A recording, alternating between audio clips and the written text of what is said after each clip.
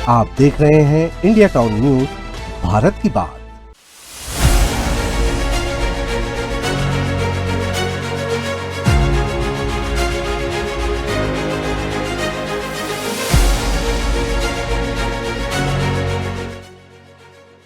राजनांदगांव के सुकुल दहिहान पुलिस चौकी क्षेत्र अंतर्गत पद्मश्री फुलवासन बाई यादव के अपहरण का मामला सामने में आया था, जिसे इंडिया टाउन न्यूज़ ने लगातार उस खबर को प्रकाशित किया। और आज बड़े ही कम समय में राजनांदगांव पुलिस को एक बड़ी उपलब्धि मिली है। तत्काल पुलिस की कार्रवाई यहां पर सुनिश्चित देखी जा सकती है, जिसमें आज राजनांदगांव के पुलिस कप्तान सुश्री अंकिता शर्मा जी मौजूद है। मैम, सबसे पहले तो बधाई हो कि राजनांदगांव पुलिस को एक बड़ी उपलब्धि मिली है। अपहरण का मामला जो है वो होते होते टल चुका है, लेकिन इस प्रकार के जो मामले आते हैं ये काफ़ी संवेदनशील हो जाती है, और खासतौर पर जब महिला सुरक्षा और महिला सशक्तिकरण की बात होती है। सबसे पहले तो राजनांदगांव पुलिस की सजगता और विजिबल पुलिसिंग का ये उत्कृष्ट उदाहरण है। न केवल राजनांदगांव पुलिस अपितु पूरे छत्तीसगढ़ पुलिस की जो सजगता है, जो सड़क पे दिख रही है, ये उसी का उदाहरण है कि कोई भी कार्य होने से पहले ही विफल हो गया। दूसरा, ये जो प्रकरण था उसमें क्योंकि आरोपी उनकी नोन है पद्मश्री फुलवासन जी की, तो उनका कुछ हद तक उस पर विश्वास था। पूर्व में भी 7-8 बार उनके द्वारा दोनों की मुलाकात हो चुकी थी, तो इसलिए वो उन्हें कन्विंस कर सकी कि गाड़ी तक वो आकर के बैठें। और उसके बाद जो उसके क्रिमिनल इंटेंशंस थे वो बाद में उजागर हुए। परंतु जिस तरीके से पुलिस बल मौके पे तैनात था और रैंडम चेकिंग के दौरान जो एमसीपी लगा करके चलानी कार्रवाई की जा रही थी, सीट बेल्ट नहीं पहनने की वजह से उन्हें रोका गया गाड़ी में, और उसके बाद सारा प्रकरण जिस प्रकार से उजागर हुआ, तो इसमें एक बड़ी घटना होते होते टल गई। मैम, गाड़ियों की भी बात चल रही है। गाड़ी चूंकि राजनांदगांव से 08 का पासिंग दिख रहा है और आरोपीगण जो है वो बाहर के नज़र में आ रहे हैं, तो इसमें किस प्रकार का ये ताल बैठता है? ऐसा कुछ नहीं है कि जहाँ की गाड़ी होगी वहीं का कोई व्यक्ति होना चाहिए, इसका तो कोई भी ताल्लुक नहीं है। इलॉजिकल कंक्लूजन है ये।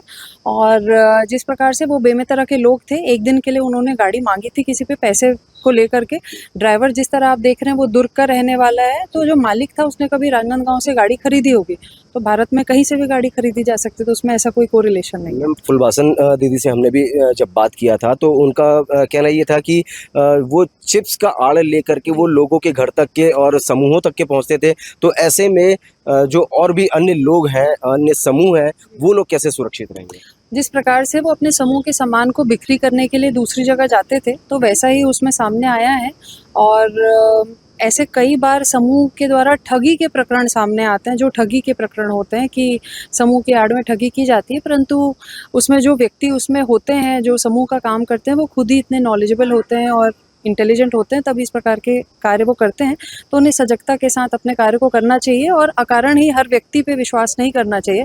विश्वास करने से पहले सोचना चाहिए। इसी तरीके से इंसान अपने आप को थोड़ा सेफ रख सकता है। मैम, एक चीज़ और देखा जा रहा है कि वहाँ पर जब फुलवासन दीदी जो है वो अपने घर के बाहर अकेले निकली हुई थी, तो इसमें किस तरीके की संदिग्ध स्थिति दिखी जा सकती थी, और कितना संवेदनशील हो सकता है कि घर से बाहर अगर कोई अकेले निकलता है, सुनसान रास्ता होता है, तो ऐसे में अज्ञात लोग आते हैं और फिर वहाँ पर सुरक्षा की जो नज़र है वो थोड़ी सी लोगों को सुनिश्चित करनी चाहिए। देखिए, सबसे पहली बात तो ये घटना उनके घर से शुरू हुई थी। घर के अंदर वो आरोपी आई थी, क्योंकि 5-8 बार उनसे पहले मिल चुकी थी, इसलिए वो दोनों एक दूसरे को जानते थे और इस विश्वास में वो उनके गाड़ी में गई। ये घटना कोई सड़क से नहीं कारित हुई है, बीच सड़क से नहीं कारित हुई है, उनके घर से ही अंजाम दिया गया है इसे। और क्योंकि दोनों के बीच में जान पहचान था, इसलिए घटना को किया गया है।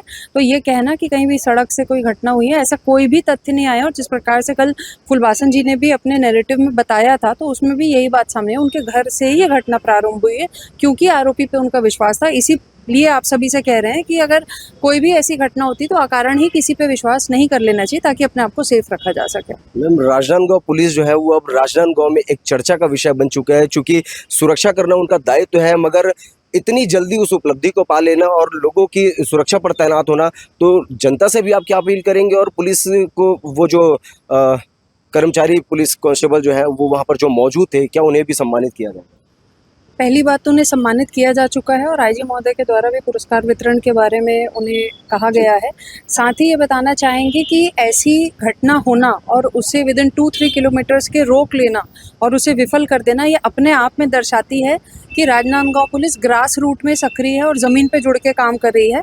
अन्यथा ये संभव नहीं हो सकता था। ये बिल्कुल जैसे कि आउट ऑफ बॉक्स चीज़ थी हम सभी के लिए, परंतु ईश्वर की कृपा से और सभी की सजगता से इसे विफल कर लिया गया। Thank you so much ma'am.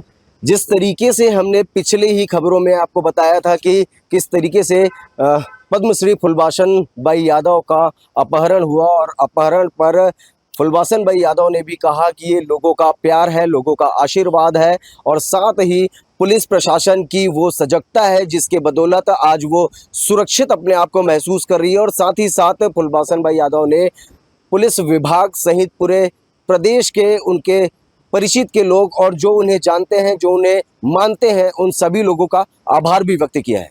देश प्रदेश की अन्य खबरों को लेकर के देखते रहिए India town news for Bharat की बात। इस खबर पर फिलहाल इतना ही, मुझे दीजिए इजाजत, नमस्कार। आप देख रहे हैं इंडिया टाउन न्यूज भारत की बात।